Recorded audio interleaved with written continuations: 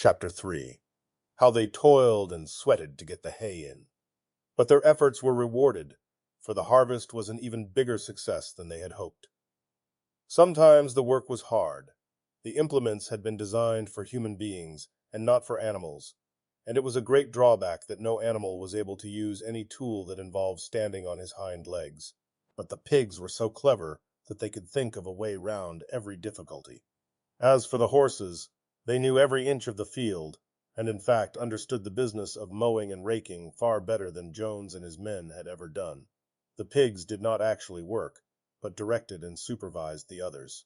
With their superior knowledge, it was natural that they should assume the leadership. Boxer and Clover would harness themselves to the cutter or the horse rake. No bits or reins were needed in these days, of course, and tramp steadily round and round the field with a pig walking behind and calling out, "Gee up, comrade," or "Woe back, comrade," as the case might be, and every animal down to the humblest worked at turning the hay and gathering it. Even the ducks and hens toiled to and fro all day in the sun, carrying tiny wisps of hay in their beaks. In the end, they finished the harvest in 2 days less time than it had usually taken Jones and his men. Moreover, it was the biggest harvest that the farm had ever seen. There was no wastage whatever. The hens and ducks, with their sharp eyes, had gathered up the very last stalk, and not an animal on the farm had stolen so much as a mouthful. All through that summer, the work of the farm went like clockwork. The animals were happy as they had never conceived it possible to be. Every mouthful of food was an acute positive pleasure, now that it was truly their own food, produced by themselves and for themselves, not doled out to them by a grudging master. With the worthless parasitical human beings gone, there was more for everyone to eat. There was more leisure, too, inexperienced though the animals were. They met with many difficulties. For instance, later in the year, when they harvested the corn, they had to tread it out in the ancient style and blow away the chaff with their breath, since the farm possessed no threshing machine, but the pigs with their cleverness, and Boxer with his tremendous muscles always pulled them through. Boxer was the admiration of everybody. He had been a hard worker even in Jones's time, but now he seemed more like 3 horses than 1. There were days when the entire work of the farm seemed to rest on his mighty shoulders. From morning to night he was pushing and pulling, always at the spot where the work was hardest. He had made an arrangement with one of the cockerels to call him in the mornings half an hour earlier than anyone else, and would put in some volunteer labor at whatever seemed to be most needed, before the regular day's work began. His answer to every problem, every setback was, "I will work harder," which he had adopted as his personal motto. But everyone worked according to his capacity. The hens and ducks, for instance, saved 5 bushels of corn at the harvest by gathering up the stray grains. Nobody stole, nobody grumbled over his rations. The quarreling and biting and jealousy, which had been normal features of life in the old days, had almost disappeared. Nobody shirked, or almost nobody. Molly, it was true, was not good at getting up in the mornings, and had a way of leaving work early on the ground that there was a stone in her hoof. And the behavior of the cat was somewhat peculiar. It was soon noticed that when there was work to be done, the cat could never be found. She would vanish for hours on end, and then reappear at meal times, or in the evening after work was over, as though nothing had happened. But she always made such excellent excuses, and purred so affectionately, that it was impossible not to believe in her good intentions. Old Benjamin, the donkey, seemed quite unchanged since the rebellion. He did his work in the same slow, obstinate way as he had done it in Jones's time, never shirking and never volunteering for extra work either. About the rebellion and its results he would express no opinion. When asked whether he was not happier now that Jones was gone, he would say only, "Donkeys live a long time. None of you has ever seen a dead donkey." And the others had to be content with this cryptic answer. On Sundays there was no work. Breakfast was an hour later than usual, and after breakfast there was a ceremony which was observed every week without fail. First came the hoisting of the flag. Snowball had found in the harness room an old green tablecloth of Mrs. Jones's, and had painted on it a hoof and a horn in white. This was run up the flagstaff in the farmhouse garden every Sunday morning. The flag was green, Snowball explained, to represent the green fields of England, while the hoof and horn signified the future republic of the animals which would arise when the human race had been finally overthrown. After the hoisting of the flag, all the animals trooped into the big barn for a general assembly, which was known as the meeting. Here the work of the coming week was planned out, and resolutions were put forward and debated. It was always the pigs who put forward the resolutions. The other animals understood how to vote, but could never think of any resolutions of their own. Snowball and Napoleon were by far the most active in the debates, but it was noticed that these two were never in agreement. Whatever suggestion either of them made, the other could be counted on to oppose it. Even when it was resolved, a thing no one could object to in itself, to set aside the small paddock behind the orchard as a home of rest for animals who were past work, there was a stormy debate over the correct retiring age for each class of animal. The meeting always ended with the singing of Beasts of England, and the afternoon was given up to recreation. The pigs had set aside the harness room as a headquarters for themselves. Here, in the evenings, they studied blacksmithing, carpentering, and other necessary arts from books which they had brought out of the farmhouse. Snowball also busied himself with organizing the other animals into what he called animal committees. He was indefatigable at this.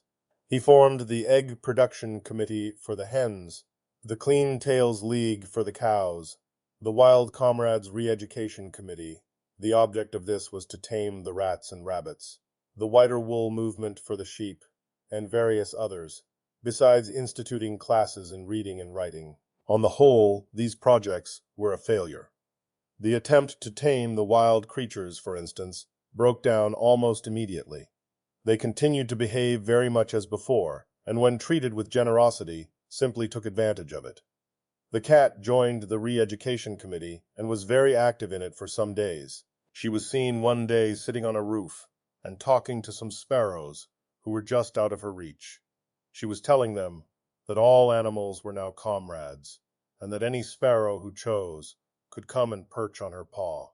But the sparrows kept their distance. The reading and writing classes, however, were a great success. By the autumn, almost every animal on the farm was literate in some degree. As for the pigs, they could already read and write perfectly.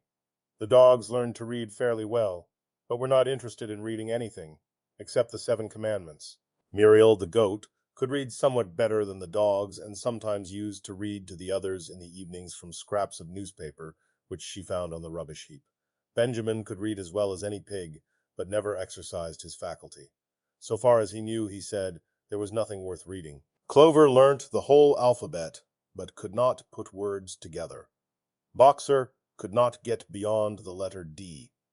He would trace out A, B, C, D in the dust with his great hoof, and then would stand staring at the letters with his ears back, sometimes shaking his forelock, trying with all his might to remember what came next, and never succeeding. On several occasions, indeed, he did learn E, F, G, H, but by the time he knew them, it was always discovered that he had forgotten A, B, C, and D. Finally, he decided to be content with the first 4 letters and used to write them out once or twice every day to refresh his memory. Molly refused to learn any but the 6 letters which spelt her own name. She would form these very neatly out of pieces of twig, and would then decorate them with a flower or two, and walk round them admiring them. None of the other animals on the farm could get further than the letter A. It was also found that the stupider animals, such as the sheep, hens, and ducks, were unable to learn the 7 Commandments by heart. After much thought, Snowball declared that the 7 Commandments could in effect be reduced to a single maxim, namely, 4 legs good, 2 legs bad. This, he said, contained the essential principle of animalism. Whoever had thoroughly grasped it would be safe from human influences. The birds at first objected, since it seemed to them that they also had 2 legs, but Snowball proved to them that this was not so. A bird's wing, comrades, he said, is an organ of propulsion and not of manipulation. It should therefore be regarded as a leg. The distinguishing mark of man is the hand, the instrument with which he does all his mischief. The birds did not understand Snowball's long words, but they accepted his explanation, and all the humbler animals set to work to learn the new maxim by heart. 4 legs good, 2 legs bad, was inscribed on the end wall of the barn, above the 7 commandments, and in bigger letters. When they had once got it by heart, the sheep developed a great liking for this maxim, and often as they lay in the field, they would all start bleating, 4 legs good, 2 legs bad, 4 legs good, 2 legs bad, and keep it up for hours on end, never growing tired of it. Napoleon took no interest in Snowball's committees. He said that the education of the young was more important than anything that could be done for those who were already grown up. It happened that Jessie and Bluebell had both whelped soon after the hay harvest, giving birth between them to 9 sturdy puppies. As soon as they were weaned, Napoleon took them away from their mothers, saying that he would make himself responsible for their education. He took them up into a loft, which could only be reached by a ladder from the harness room, and there kept them in such seclusion that the rest of the farm soon forgot their existence. The mystery of where the milk went to was soon cleared up. It was mixed every day into the pig's mash. The early apples were now ripening, and the grass of the orchard was littered with windfalls. The animals had assumed as a matter of course that these would be shared out equally. One day, however, the order went forth that all the windfalls were to be collected and brought to the harness room for the use of the pigs. At this some of the other animals murmured, but it was no use. All the pigs were in full agreement on this point, even Snowball and Napoleon. Squealer was sent to make the necessary explanations to the others. "Comrades," he cried, "you do not imagine, I hope, that we pigs are doing this in a spirit of selfishness and privilege. Many of us actually dislike milk and apples. I dislike them myself. Our sole object in taking these things is to preserve our health. Milk and apples, this has been proved by science, comrades, contain substances absolutely necessary to the well-being of a pig. We pigs are brain workers. The whole management and organization of this farm depend on us. Day and night we're watching over your welfare. It is for your sake that we drink that milk and eat those apples. Do you know what would happen if we pigs failed in our duty? Jones would come back. Yes, Jones would come back. Surely, comrades," cried Squealer almost pleadingly, skipping from side to side and whisking his tail. "Surely there is no one among you who wants to see Jones come back." Now, if there was one thing that the animals were completely certain of, it was that they did not want Jones back. When it was put to them in this light, they had no more to say. The importance of keeping the pigs in good health was all too obvious, so it was agreed without further argument that the milk and the windfall apples, and also the main crop of apples when they ripened, should be reserved for the pigs alone.